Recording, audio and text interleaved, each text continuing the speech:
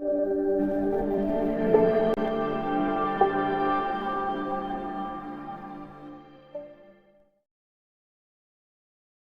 हिंद दोस्तों।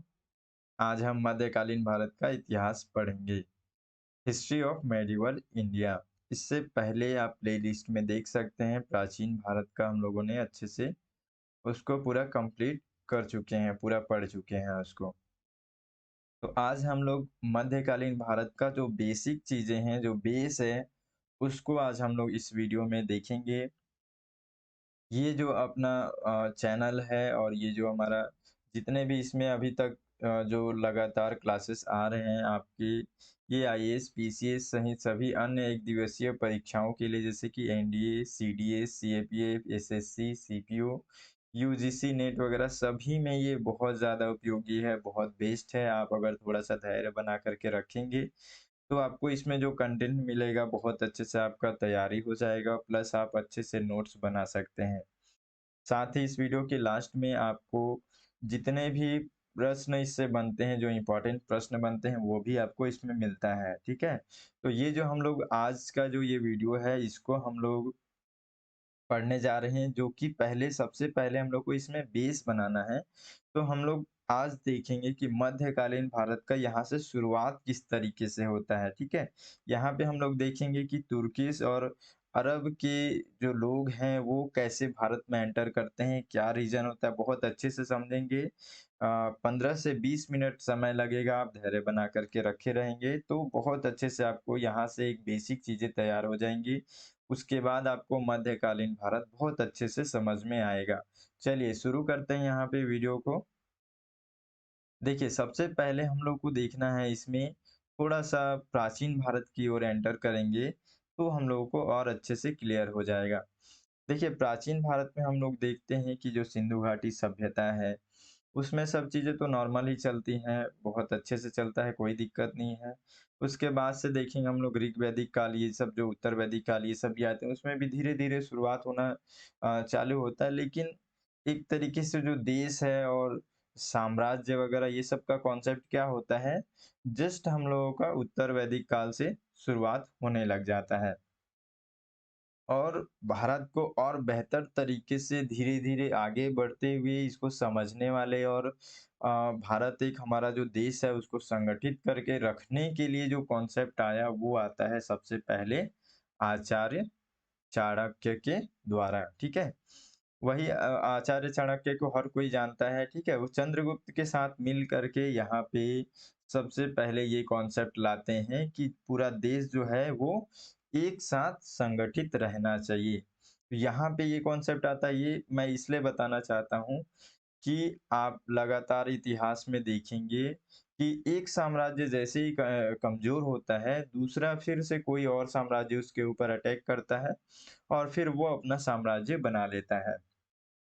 और साथ ही यदि कोई भी ऐसे संगठन अगर बेहतर तरीके से एक दूसरे से जुड़ा हुआ नहीं है, कमजोर है, तो उसपे क्या होगा कि बाहरी आक्रमण होगा और फिर वो जो साम्राज्य है समाप्त हो जाएगा। इतिहास में आपको लगातार यही सारी चीजें देखने को मिलेंगी। आप हमेशा हम लोग जब पढ़ रहे थे इतिहास, उस समय भी आप देखे होंगे कि किसी साम्राज्य का जो लास्ट जो राजा है, जो शासक है, वो कमजोर हो गया, फिर वहां से साम्राज्य बिखर गए और फिर धीरे धीरे करके साम्राज्य समाप्त हो गया। तो इसी तरीके से यहाँ भी आपको ये कॉन्सेप्ट मिलेगा, इसी तरीके से धीरे धीरे आगे बढ़ता है। देखिए, यहाँ पे ये जो मैं रखा हूँ, आचार्य चाणक्य, चंद्रगुप्त, अशोक और हर्षवर्धन, यहाँ पे मैं ये बताना चाह रहा हूँ आपको कि ये खास करके हम लोग अगर शासकों में अगर गिनती करें तो ये तीन लोग जो थे सबसे मेन, चंद्रगुप्त, अशोक और हर्षवर्धन, ये तीनों लोग ऐसे थे जिन्होंने हमारे पूरे भारत को एक तरीके से संगठित करने का प्रयास किया था अपने शासनकाल में, ताकि हमारा जो पूरा भारत है वो हमेशा सुरक्षित रहे, संगठित रहे, मजबूत रहे, ठीक है? तो चंद्रगुप्त का आप देखेंगे यहाँ पे शासनकाल, ये 345 ईसा पूर्व के समय का यहाँ पे काल है। तो इस समय चंद्रगुप्त जो है वो बहुत अच्छे से संगठित रखने का प्रयास करता है। इसी तरीके से अशोक के बारे में हम लोग देखेंगे कि ये लगभग 304 ईसा पूर्व से लेकर के 232 ईसा पूर्व तक का शासनकाल था और ये भी बहुत अच्छे से कोशिश करता है हर एक तरीके से बौद्ध धर्म का भी जो प्रचार प्रसार करना, ठीक है? एक तरीके से लोगों में एक अच्छा भावना जो रहना मतलब एक तरीके से क्या था यहाँ पे बौद्ध धर्म का इनका बहुत ज़्यादा प्रभाव था। यानी कि बहुत ही एक अच्छे विचारों के साथ अपने पूरे देश को लेकर के ये चले। उसके बाद से हर्षवर्धन को भी आप देखेंगे ये भी कहीं न कहीं भारत में बहुत बड़ा साम्राज्य एक साथ संगठित करके रखता है, तो इस तरीके से हम लोग देखें। इसके बाद से देखेंगे कि हर्षवर्धन के बाद से जो लास्ट में हम लोग पढ़े थे राष्ट्रकूट वगैरह देखे थे हम लोग इसी में चालुक्य वगैरह ये साम्राज्य जो देखे थे उसमें क्या होता है कि धीरे-धीरे करके ये जो साम्राज्य है कमज़ोर पड़ने लग जाता है, ठीक है? अब यहाँ से जो लास्ट आता है ये धीरे-धीरे क्या है हमारा भारत का सभी क्षेत्र में क्या है टुकड़ा-टुकड़ा हो गया मतलब अब पहले जैसे ये जो लोग साम्राज्य थे, ये जो साम्राज्य इनका जो शासन था, इस तरीके से अब शासन नहीं रह पाया था, ठीक है? यहाँ पे क्या होने लगा कि अब सभी छोटे-छोटे टुकड़ों में बँट गए, सभी अपना-अपना छोटा-छोटा राज्य में शासन करने लगे, बहुत बड़े-बड़े ऐसे मतलब शक्तिशाली टाइप से राजा नहीं थे। और उसके बाद से क्या कारण हुआ हम लोग बहुत अच्छे से अभी आगे देखेंगे। सबसे पहले हम लोग थोड़ा-सा इसको पढ़ लेते हैं जो कि फैक्ट है। थोड़ा याद रखने की कोशिश करेंगे उसके बाद से फिर हम लोग हिस्ट्री देखेंगे थोड़ा-सा। अरब और तुर्कों ये सब जो एरिया है ना, यहाँ पे मैं आपको एक बार मैप दिखा देता हूँ। देखिए ये मैप जो है इसके आधार पे हम लोग बहुत अच्छे से सारी चीज़ें एकदम जो इतिहास का जो बेस है उसको क्लियर कर लेंगे यहाँ से। यहाँ से कैसे हमारे भारत में अरब और तुर्कीज़ एंट्री करते हैं, इसको हम लोग समझ लेंगे। यहाँ से हमारा पूरा बेस क्लियर हो जाएगा। तो सबसे पहले हम लोग थोड़ा-सा फैक्ट देख लेते हैं। देखिए, अरबों द्वारा धन की लूट के लिए सिंध एवं उसके आस-पास के क्षेत्रों में आक्रमण किए गए, ठीक है? सिंध और ये मैप पहले आपको देखना है यहाँ पे। देखिए, ये मैप जो है हमारा ये आज ये जो वर्तमान का जो मैप है इस तरीके से।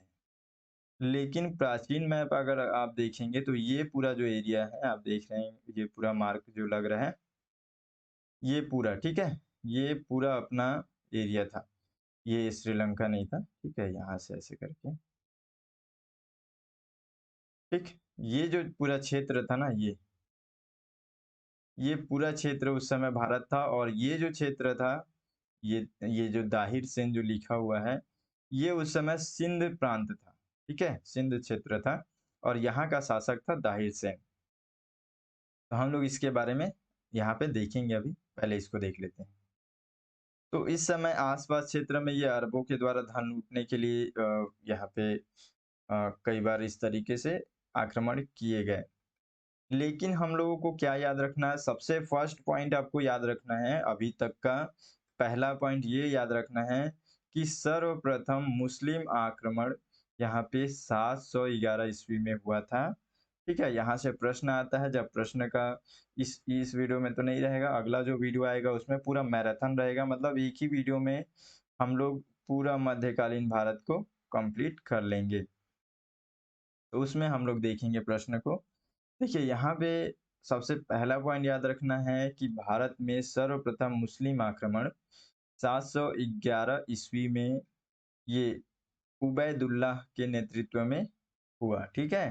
तो उबैदुल्लाह जो है यहाँ पे फर्स्ट बार आक्रमण करता है लेकिन आपको ध्यान रखना है कि ये सफल आक्रमण नहीं था, ठीक है? असफल आक्रमण था, लेकिन सबसे प्रथम मुस्लिम आक्रमण यही था।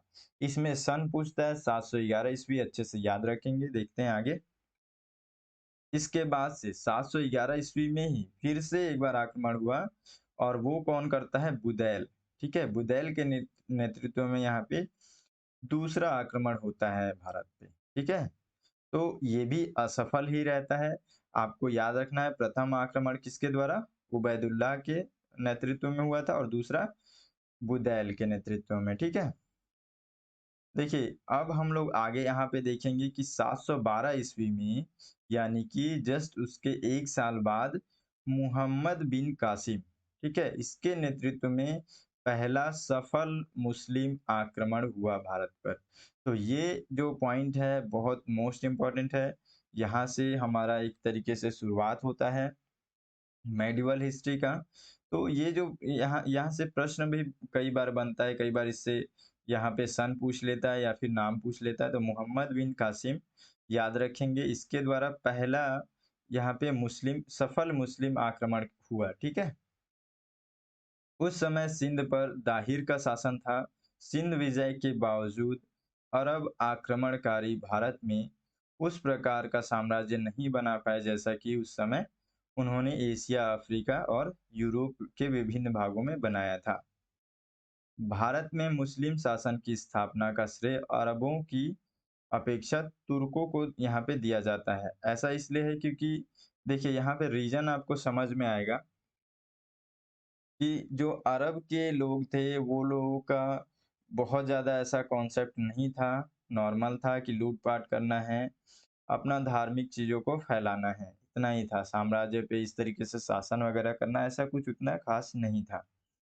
लेकिन तुर्क जो आए, वो धीरे-धीरे इनका कॉन्सेप्ट आगे बढ़ता शुरू हुआ, तो इन्हीं लोगों ने फिर यहाँ पे साम्राज्य बनाना शुरू कर दिया था। देखिए, हम लोग इसको बहुत अच्छे से अभी पढ़ेंगे, ये जो मोहम्मद बिन कासिम है, ये भारत पे आक्रमण क्यों करता है, इसके पीछे का कॉन्सेप्ट जानेंगे ना, वहाँ से हम लोग को पूरा कॉन्सेप्ट क्लियर हो जाएगा कि आखिर मेडिवल हिस्ट्री में सबसे पहला जो मुस्लिम आक्रमण हुआ, सफल आक्रमण, वो क्यों हुआ, उसके पीछे क्या कारण था, फिर हम लोग को बहुत अच्छे से याद हो जाएगा।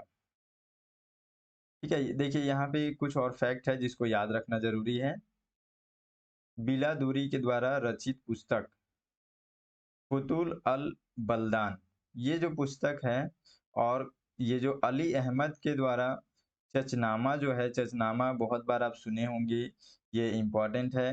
तो जो चचनामा है वो अली अहमद के द्वारा यहाँ पे लिखा गया पुस्तक है, और इसी में इसके बारे में चर्चा की गई है कि जो मोहम्मद बिन कासिम है वो पहला यहाँ पे सिंध पे आक्रमण करता है। तो उसका उस समय क्या परिणाम होते हैं, क्या रीज़न है, वो मतलब सारी चीज़ें यहाँ पे सचनामा में लिखी हुई है। सर्वप्रथम मोहम्मद बिन कासिम ने सिंध वासियों पर यहाँ पे जजिया कर भी लगाया था। तो जजिया कर के बारे में आपको यहाँ पे ध्यान रखना है कि सबसे पहले सिंध के क्षेत्र में मोहम्मद बिन कासिम के द्वारा यहाँ पे लगाया गया था। जजिया कर वो कर है कि जो मुस्लिम लोग नहीं होते थे उनको छोड़ कर के, मतलब एक तरीके से जो मुस्लिम थे उनके ऊपर ये नहीं लगाया जा सकता था। उनके अलावा बाकी सभी पर लगाया जाता था। उसके अलावा भी बहुत सारे इसमें चीज़ें हैं, ठीक है? जैसे बूढ़े, है ना? इनके ऊपर नहीं लगाया जा सकता था। इस तरीके से बहुत सारी चीज़ें थी इसमें, महिलाओं वगैरह पे। तो हम लोग इसका जो जब कॉन्सेप्ट पढ़ेंगे तो उस समय उसको अच्छे से क्लियर करेंगे।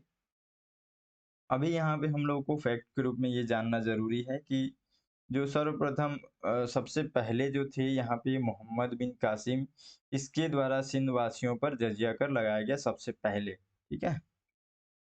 अरबों ने यहाँ पे ऊँट का पालन करना और खजूर की खेती का प्रारंभ यहाँ पे किया था। याद रखेंगे, अरबों ने यहाँ पे सिंध में ये दिरहम, जो अभी भी दिरहम चलता है अरब में, वो चीज़ यहाँ पे सबसे पहले इन लोगों ने चालू किया था इस सिक्के को। अब हम लोग यहाँ पे फैक्ट के बाद से देखेंगे, कुछ फैक्ट हम लोग यहाँ पे समझ गए कि मोहम्मद बिन कासिम के द्वारा सबसे पहला आक्रमण किया गया था। ये सबसे पहला भारत पर मुस्लिम यानी कि सफल आक्रमण था, ठीक है? अब हम लोग देखते हैं कि रीज़न क्या है, ठीक है? इसको अच्छे से समझेंगे, ठीक है? यहीं से अपना पूरा मेडिवल हिस्ट्री का जो कहानी है वो शुरू होता है। तो थोड़ा-सा धैर्य बना कर के इसको समझेंगे, यहाँ पे इस कॉन्सेप्ट को बहुत अच्छे से क्लियर हो जाएगा। उसके बाद से आप आगे किसी भी तरीके से पढ़ते रहिए, कोई दिक्कत नहीं। लेकिन बेस अगर आपका अच्छा रहेगा, अच्छे से आप समझ जा रहेंगे, तो आपके माइंडसेट में सारी चीज़ें जुड़ते जाएँगी आगे जो भी हम लोग पढ़ेंगे।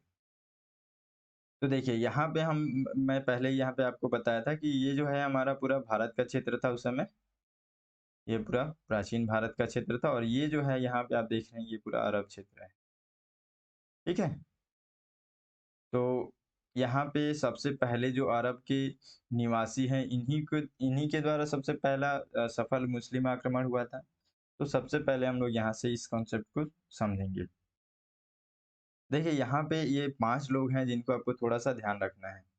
सबसे पहले यहाँ पे देखिए ये है खलीफा, ठीक है? खलीफा अल वलीद। ये कहाँ के हैं? ये हैं ये सऊदी अरब के, ठीक है? ये खलीफा वलीद का थोड़ा-सा ध्यान रखेंगे, बस थोड़ा बहुत बस समझने के लिए, ठीक है? अच्छे से। ये उसका छोटा भाई है यहाँ पे अब्दुल अल मलिक। किसका? खलीफा का, ये खलीफा है, इसका छोटा भाई है अब्दुल अल मलिक, ठीक है? अब्दुल अल मलिक, ये हो गया। अब यहाँ पे देखेंगे ये एजाज बिन यूसुफ, ठीक है? ये अरब का क्या है? राज्यपाल है, ठीक है? ये पूरा अरब का क्षेत्र उस समय यहाँ पे केवल इतना ही नहीं था, लगभग बहुत सारा एरिया था इनका। तो ये वहाँ पे राज्यपाल है। कौन? एजाज बिन यूसुफ। एजाज बिन यूसुफ का भाई है ये कासिम बिन यूसुफ, ठीक है? यानी कि राज्यपाल का जो भाई है वो कौन है? कासिम बिन यूसुफ, ठीक है? कासिम बिन यूसुफ का ये है बेटा, ठीक है? इसका नाम क्या है? मोहम्मद बिन कासिम। मोहम्मद बिन कासिम कौन है? यहाँ पे आप देख चुके हैं मोहम्मद बिन कासिम कौन है? यही सबसे पहले ये भारत पे आक्रमण किया था। अच्छे से ये चीज़ समझ में आ गया आपको? ये खलीफा है यहाँ पे, कौन है खलीफा? खलीफा अल वलीद। इसका छोटा भाई कौन है? अब्दुल अल मलिक। और यहाँ पे जो राज्यपाल है वो कौन है? हज्जाज बिन यूसुफ। हज्जाज बिन यूसुफ यानी कि जो राज्यपाल है यहाँ का, वो कौन है? कासिम बिन यूसुफ। कासिम बिन यूसुफ का बेटा कौन है? मोहम्मद बिन कासिम। तो ये इसके पिता का नाम हो गया, ठीक है? यहाँ पे इसका जन्म भी सऊदी अरब में ही होता है, मोहम्मद बिन कासिम। तो ये पूरा सऊदी का हम लोग थोड़ा-सा कॉन्सेप्ट देख रहे हैं। यहाँ तक तो आपको अच्छे से समझ में आ गया। ये जो मोहम्मद बिन कासिम है, उस समय केवल 17 साल का था, ठीक है? आप इमेजिन कर सकते हैं कि उस समय के लोग और शासक किस तरीके से होंगे। केवल 17 साल का ये था और 17 साल के ऐज में ही इसने सबसे पहले यहाँ से ये अपने मतलब भारत पे आक्रमण किया। आक्रमण ही नहीं किया बल्कि सफल आक्रमण किया, ठीक है? ये पूरा ये जो सिंध क्षेत्र है, यहाँ पे जो ये दाहिर सेन जो शासक हैं, उसको यहाँ पे पराजित करता है, उसको दंडित कर देता है और यहाँ पे बहुत समय तक रहता भी है। यहाँ के लोग भी इसको इसका जो भी कानून, नियम कानून है सब मानने लग जाते हैं। ठीक है? तो आखिर ये शुरुआत कैसे हुआ? ये यहाँ पे आक्रमण करने कैसे गया? देखिए, अब यहाँ पे हम लोग समझते हैं सबसे पहले। इसको मैं थोड़ा-सा क्लियर कर देता हूँ।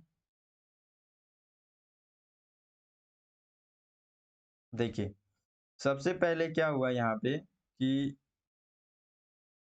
ये जो श्रीलंका है, ठीक है? श्रीलंका का राज्यपाल जो है, श्रीलंका का राज्यपाल के बारे में जानने की कोई ज़रूरत नहीं है। बस हम लोग को याद रखना है हिस्ट्री कॉन्सेप्ट क्लियर करने के लिए, कि जो श्रीलंका का राज्यपाल है, वो क्या करता है, यहाँ पे ये ज़रूरी नहीं है रूट यही हो, ठीक है? यहाँ का राज्यपाल कौन है यहाँ का राज्यपाल? ये, ठीक है? हज्जाज बिन यूसुफ। इसको ये क्या करता है कि कुछ उपहार भेजता है, ठीक है? उपहार भेजता है यहाँ पे हज्जाज बिन यूसुफ को कौन? श्रीलंका का राज्यपाल। ये जब इसको भेजता है कुछ-कुछ होगा उस समय का कुछ हथियार वगैरह होंगे, मज़दूर वगैरह होंगे, ये सारी चीज़ें जो भी होंगी उस समय, तो ये जो सिंध क्षेत्र है, ठीक है? उस समय का एरिया इधर ही से होगा कहीं से, ठीक है? तो क्या होता है कि ये जो दाहिर सेन का जो एरिया है यानी कि जो सिंध क्षेत्र है, इस इधर से गुजरते हुए इनका जो ये जो उपहार भेजा रहता है, ठीक है? इस उपहार को ये लोग क्या करते हैं, सिंध के कुछ लुटेरे लोग यहाँ पे लूट लेते हैं उसको, ठीक है? मारते-पीटते हैं। इसमें से एक आदमी क्या होता है, कैसे अपना जान बचा-वचा करके भागता है।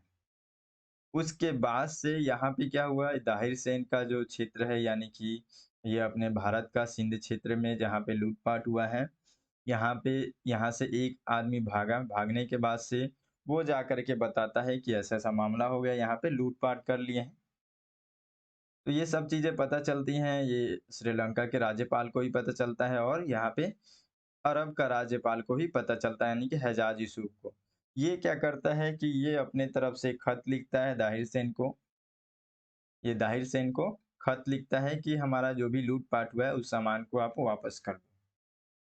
ठीक है? तो यहाँ पे क्या होता है कि दाहिर सेन के पास जब ये खत जाता है तो थोड़ा-सा उसका जो व्यवहार होता है वो सही नहीं रहता है, तो वो खत को फाड़ देता है और एक तरीके से क्रूर तरीके से जवाब देता है कि नहीं करेंगे, जो करना है कर लो। तो यहाँ पे क्या होता है कि अब अरब का जो राज्यपाल है उसका भी अपना एक अलग ही एटीट्यूड रहता है। तो वो क्या करता है, यहाँ पे ये जो मोहम्मद बिन कासिम है इसको ऑर्डर दे देता है। सबसे पहले यहाँ पे देखेंगे कि ये इसका क्या हुआ, एक तरीके से बड़े पापा हुए, ठीक है ये, एजाज बिन यूसुफ। और ये जो कासिम बिन यूसुफ है जो कि ये मोहम्मद बिन कासिम का पिता है, इसका ये जब बचपन में ये छोटा रहता है ना मोहम्मद बिन कासिम, तभी उसी समय ये एक तरीके से उसी समय डेथ हो जाता है इसके पिता का। तो ये पूरा इसी के अंदर में रहता है, हजाज बिन यूसुफ के अंदर में रहता है ये मोहम्मद बिन कासिम। तो ये राज्यपाल भी है अपना हजाज बिन यूसुफ। तो ये इसको ऑर्डर दे देता है मोहम्मद बिन कासिम को, और फिर यहाँ से ये अपना फौज वगैरह सारी चीजें तैयार करके यहाँ से ये आगे बढ़ता है और फिर जा करके ये दाहिर सेन के ऊपर आक्रमण करता है। कौन? मोहम्मद बिन कासिम, ठीक है, ये पूरा सिंध क्षेत्र में आक्रमण करता है और इसको दंडित करता है, ये पूरा क्षेत्र को अपने कब्जे में कर लेता है। तो इस तरीके से यहाँ पे कॉन्सेप्ट बढ़ता है। ये जो मोहम्मद बिन कासिम है ये काफी तैयारी से आया रहता है और आगे धीरे धीरे बढ़ते जाता है इधर से। एक मिनट बस।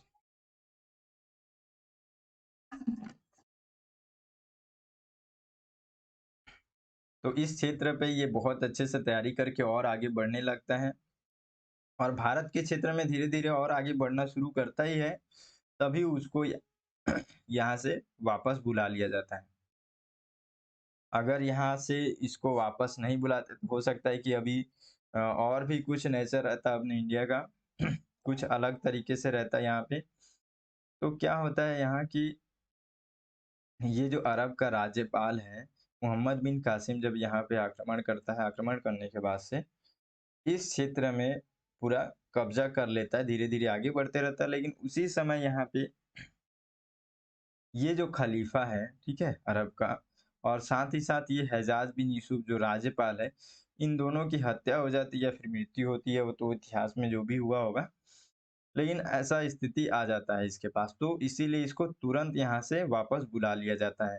ये इसका जो छोटा भाई है, खलीफा का छोटा भाई जो है अब्दुल अल मलिक, इसका नेचर कुछ ठीक नहीं रहता है, इसका व्यवहार कुछ सही नहीं रहता है, तो इसलिए जो मोहम्मद बिन कासिम है इसको तुरंत वापस बुला लिया जाता है। और कौन बुलाता है? यही बुलाता है, क्योंकि अब ये दोनों तो चले गए, अब जो है सारा जितना पावर है सब इसी के पास है। और ये एक तरीके से क्या है, जो अब्दुल अल मलिक है इन इन लोगों से एक तरीके से नफ़रत भी करते रहता है, उनको पसंद नहीं करता है। तो मोहम्मद बिन कासिम को वापस बुलाता है और उसको दंडित करता है, ठीक है? बहुत ज़्यादा दंडित करता है, हो सक यहाँ पे इतिहास में ऐसा भी पता चलता है कि अ, इसका अभी तक कुछ अता-पता नहीं है, इसको इस तरीके से सज़ा देता है या जो भी किया होगा, लेकिन दोबारा इस आदमी का पता नहीं चलता है कि क्या हुआ। तो हम लोगों का यहाँ पे एक चीज़ कॉन्सेप्ट अच्छे से समझ में आ गया कि भारत पे जो आक्रमण शुरू हुआ यहाँ पे, वो क्या रीज़न था और कैसे धीरे-धीरे करके आगे बढ़ना यहाँ से शुरू कर दिए, ठीक है? क्लियर हुआ यहाँ पे? चलिए अब आगे देखेंगे हम लोग इसमें।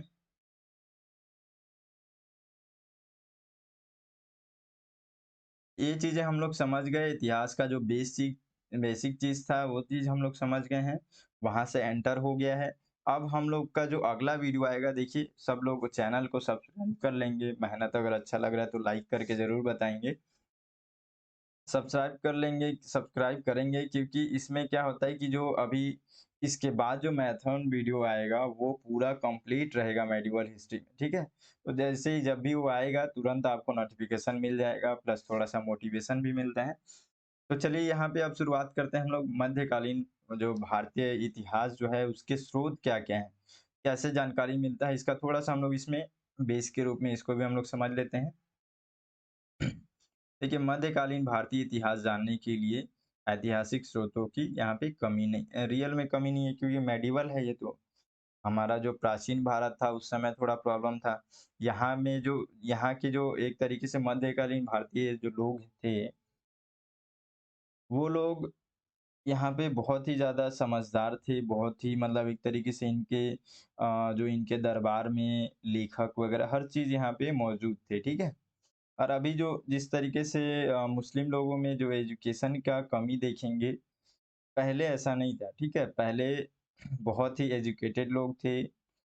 मुस्लिम जो ये अपना मुस्लिम धर्म में बहुत लोग यहाँ पे पहले जैसा जो स्थिति था ना, वो अभी शायद देखने के लिए कम मिलता है। फिलहाल हम लोग तो अभी बहुत अच्छी कंडीशन में धीरे-धीरे आगे बढ़ रहे हैं। लेकिन फिर भी जो प्राचीन अगर हम लोग देखेंगे उस समय का जो इनका शासन देखेंगे, उस समय हम लोग को ये पता चलता है देखिए यहाँ पे ये जितने भी मुस्लिम राजा थे बहुत ही मतलब बहुत पावरफुल थे, ठीक है? लेकिन उसके बाद भी इनका जो नॉलेज देखेंगे, देखेंगे कई लोग संस्कृत अच्छे से आ रहा है उन लोगों को। हर तरीके का उनके पास पुस्तक है, ग्रंथालय है, सब बना कर के रखे हुए हैं, मुस्लिम होने के बावजूद। यानी कि उनको उस समय जो नॉलेज है उसका समझ बहुत अच्छे से था, ठीक है? तो यहाँ पे कुल मिलाकर के बात इतना ही है कि अ, जितने भी यहाँ पे ऐतिहासिक स्रोत हैं जो कि मध्यकालीन भारत से पता चलता है, वो सारी चीज़ें यहाँ पे हम लोग को मिल जाती हैं, कोई कठिनाई नहीं होता है। आगे देखते हैं अब। साहित्यिक साक्ष्य यहाँ पे देखेंगे हम लोग। साहित्यिक साक्ष्य के अंतर्गत जो ये तारीख-उल-हिंद है, इसके बारे में हम लोगों को देखना है।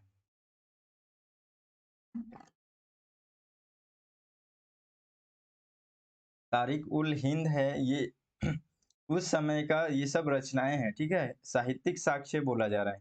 मतलब कि यानी कि जो साहित्यिक साक्ष्य हैं, उस समय जो भी रचनाएँ की गई उस समय शासन काल में, उसके द्वारा हम लोग को क्या-क्या जानकारियाँ मिलती हैं। तो कुछ-कुछ इसमें पॉइंट रखा हूँ जिसको हम लोग को जानना ज़रूरी है, याद रखना ज़रूरी है क्योंकि कई बार प्रश्न इससे पूछ लेता है। तो देखिए तारिक-उल-हिंद जो है, ये अल-बरूनी बहुत ज़्यादा फ़ेमस है, जान रहे हैं मेडिवल हिस्ट्री में।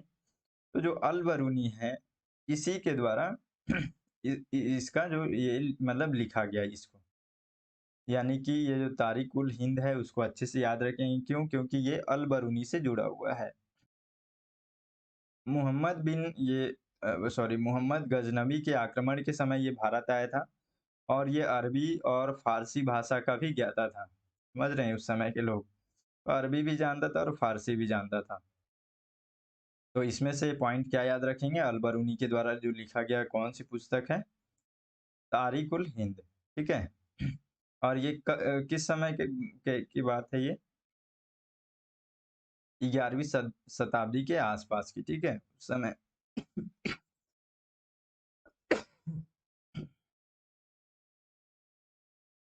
सॉरी।